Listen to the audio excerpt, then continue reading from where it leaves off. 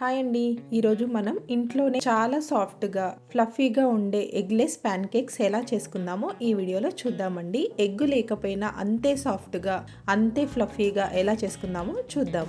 ఇలా చేసిన pan cakes పిల్లలకైనా పెద్దలకైనా బ్రేక్ఫాస్ట్ లేదా స్నాక్స్ లాగా ఇవి చాలా బాగుంటాయండి. మనకు మార్నింగ్ ఏం బ్రేక్ఫాస్ట్ చేయాలో తెలియనప్పుడు ఇలా ప్యాన్ కేక్స్ చేసుకున్నామంటే 10 మినిట్స్లో అయిపోతుంది. ఇప్పుడు ఎలా చేసుకుందామో చూద్దాం.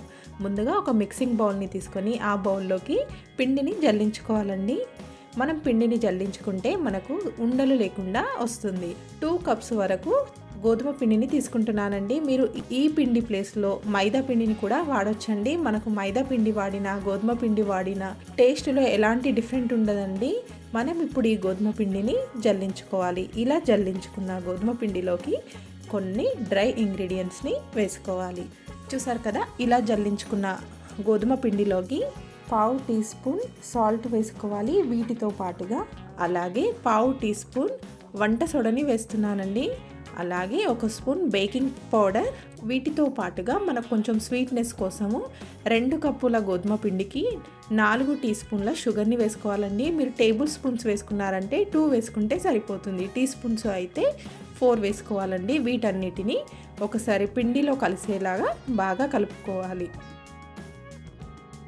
ఆ తర్వాత వీటిలోకి వేడి చేసి చల్లార్చిన పాలని వేసుకోవాలండి. మనం 2 కప్పుల గోధుమ పిండిని తీసుకున్నాం కదా, 2 కప్పులకి 2.5 కప్పుల వరకు పాలు పడతాయండి. మనం ఎగ్ ప్లేస్లో పాలని వాడుతున్నామండి. మనం ఎగ్ వాడకపోయినా ఇలా పాలు వాడడం వలన మనకు సాఫ్ట్గా ఫ్లఫీగా వస్తుంది. మొత్తం పాలు ఒకేసారి వేయకుండా కొన్ని వేసుకుంటూ మనకు కావాల్సిన కన్సిస్టెన్సీ వచ్చే వరకు కలుపుకోవాలి. మరి మనకు ఈ పిండి లూజ్గా కాకుండా మరి తిక్కుగా కాకుండా ఉండాలండి. అందుకే మనం తీసుకునే పాలు మొత్తం ఒకేసారి వేయకుండా కొన్ని వేసుకుంటూ మనం కరెక్ట్ కన్సిస్టెన్సీ వచ్చేంత వరకు పిండిని సాఫ్ట్గా కలుపుకోవాలి. నేను ఇప్పుడు పిండిని ఎలా సాఫ్ట్గా కలుపుకోవాలో కూడా చూపిస్తానండి. చూసారు కదా, మనకు ఈ విధంగా కొంచెం మరీ తిక్కుగా కాకుండా మరీ లూజ్గా కాకుండా ఈ విధంగా కొంచెం జారుడుగా ఉంటే సరిపోతుంది. ఇలా కలుపుకున్న పిండిని ఒక 10 మినిట్స్ పాటు నాననివ్వాలండి. ముందుగా వీటిలోకి వెనిలా ఎక్స్ట్రాక్ట్ని వేసుకుంటున్నానండి. వీటిని కూడా పిండిలో కలిసేలాగా బాగా కలుపుకొని మనం ఈ పిండిని 10 మినిట్స్ లేదా ఒక 20 మినిట్స్ పాటు నానబెట్టామంటే పిండి చక్కగా నానుతుందండి. అప్పుడు మనకు ప్యాన్ కేక్స్ ఫ్లఫీగా సాఫ్ట్గా చాలా బాగుంటాయండి. మూతతో కవర్ చేసుకొని ఇప్పుడు మనం ఈ పిండిని ఒక 10 మినిట్స్ పాటు నాననివ్వాలి.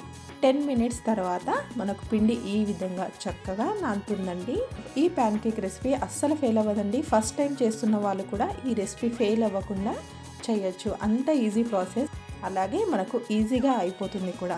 ఒకసారి పిండిని కలిపేసి పక్కన పెట్టేసుకొని స్టవ్ పైన ప్యాన్ పెట్టేసుకొని మనము ఏ సైజులో ప్యాన్ కేక్స్ చేయాలనుకుంటున్నామో ఆ సైజులో పిండిని వేసేసుకొని ఇలా రౌండ్గా ఉండేలాగా స్ప్రెడ్ చేసుకోండి. మనం ఈ ప్యాన్ కేక్స్ని లో ఫ్లేమ్ మీదనే ఫ్రై చేసుకోవాలండి. మీడియం ఫ్లేమ్లో పెట్టినా హై ఫ్లేమ్లో పెట్టినా నాకు చాలా డార్క్ కలర్ అయిపోతుంది. అందుకే మనం లో ఫ్లేమ్లో పెట్టుకుంటే మనకు ఈ విధంగా చిన్న బబుల్స్ లాగా వస్తుందండి. మనకు ప్యాన్ కేక్ పైన మొత్తం డ్రై అయిన తర్వాత మెల్లగా తీసి రివర్స్లో కూడా ఫ్రై చేసుకోవాలి. సరే కదండి, మనకు ప్యాన్ కేక్ ఫ్రై అయిందో లేదో ఈజీగా అర్థమైపోతుందండి. మనం ఫ్రై చేసేటప్పుడే మన పైనుండి మనకు ఈ విధంగా చిన్న బబుల్స్ లాగా వస్తుంది. అలాగే పైన మొత్తం డ్రై అయిపోతుంది. మీకు కావాలి అనుకుంటే పైనుండి కొంచెం బటర్ కానీ నెయ్యి కానీ అప్లై చేసుకోవచ్చండి. ఇది ఆప్షనల్ మాత్రమే అండి. మీరు బటర్ కానీ నెయ్యి కానీ ఏది అప్లై చేయకపోయినా కూడా టేస్ట్ చాలా బాగుంటుంది. చూసారు కదండి, ఈ విధంగా లైట్ గోల్డెన్ కలర్ వచ్చే వరకు 2 సైడ్స్ ఫ్రై చేసుకుంటే సరిపోతుంది.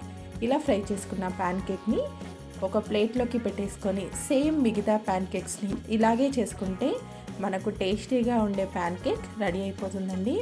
ఒక గరిట పిండిని వేసేసుకొని కొంచెం మందంగా ఉండేలాగా వేసుకోవాలండి. ప్యాన్ కేక్ కొంచెం మందంగా ఉంటేనే మనకు ఫ్లఫీగా సాఫ్ట్గా ఉంటుంది.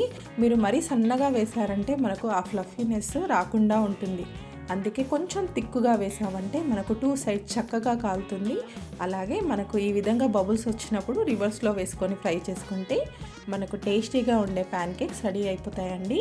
మనకు బ్రేక్ఫాస్ట్ ఏం చేయాలో తెలియనప్పుడు ఈ విధంగా బ్రేక్ఫాస్ట్ చేసి పెట్టామంటే పిల్లలు చాలా ఇష్టంగా తింటారండి. మనం ఈ ప్యాన్ కేక్స్ని హనీతో కానీ మేపుల్ సిరప్తో కానీ తిన్నామంటే చాలా బాగుంటుంది. చూసారు కదండి, సింపుల్ ప్రాసెస్లో ఇలా ప్యాన్ కేక్స్ చేసుకున్నామంటే మనకు తక్కువ టైంలో ఈజీగా బ్రేక్ఫాస్ట్ని రెడీ చేసేసుకోవచ్చండి. బ్రేక్ఫాస్ట్కే కాదండి, ఈవినింగ్ టైంలో స్నాక్స్ లాగా కూడా మనం ఈ ప్యాన్ కేక్ని చేసుకోవచ్చు. ఇలా చేసిన ప్యాన్ కేక్స్ని పిల్లలైతే చాలా ఇష్టంగా తింటారండి. ప్యాన్ కేక్స్ మొత్తం రెడీ అయిన తర్వాత ప్యాన్ కేక్స్ని ఒక ప్లేట్లో పెట్టుకొని వాటిపైన హనీ కానీ లేదా మేపుల్ సిరప్ని కానీ వేసుకొని తిన్నామంటే చాలా బాగుంటుందండి. చూసారు కదండి, మనకు చాలా ఫ్లఫీగా వస్తాయి. మనం ఈ ప్యాన్ కేక్లో ఎలాంటి ఎగ్ వాడకుండా కేవలం పాలుతోనే మనం ఈ విధంగా ఫ్లఫీగా చేసుకోవచ్చండి. చాలా మంది ఎగ్గుతో చేస్తారు, కొంతమందికి ఎగ్గుతో నచ్చుతుంది, మరికొందరికి నచ్చదు కదండి. ఇలా ఎగ్గు లేకుండా కూడా ప్యాన్ కేక్స్ని రెడీ చేసేసుకోవచ్చు. మీకు ఎగ్గు లేకుండా ప్యాన్ కేక్ తినాలి అనిపిస్తే మీరు ట్రై చేయండి. ఈ వీడియో కనుక మీకు నచ్చితే లైక్ చేయండి, అలాగే షేర్ చేయండి. మరికొన్ని కొత్త రెసిపీస్ కోసం రేఖాస్ కిచెన్ని సబ్స్క్రైబ్ చేసుకోండి. Thank you for watching.